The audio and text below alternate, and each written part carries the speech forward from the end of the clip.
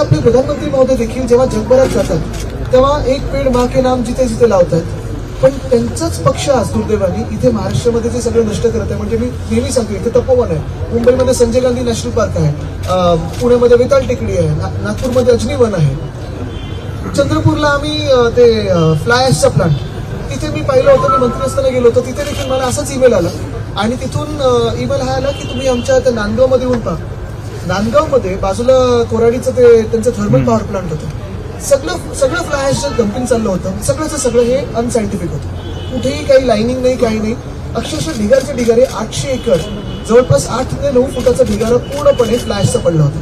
बरं, हीच सगळी फ्लाय ॲश जी आहे ती रस्ते बनवण्यात जाऊ शकते, तुम्ही ऑप्शन करू शकता, सगळं काही करू शकता. आम्ही एका महिन्यात जवळपास 70% ती जागा स्वच्छ करून दिली होती. झालं, परत एकदा कोलवशेरी सुरू, इलिगल सरकार पडलं, फ्लाय ॲश सुरू. म्हणजे नेमकं आपण लढतोय कोणासाठी, कशासाठी? हा श्वास जो आपण घेतोय आणि जे काही आपण दिल्लीत पाहतात आता, म्हणजे ते AQI किती झालंय आज 1081 दिसत होतं. आम्ही ऑलरेडी 1.2 केलाय.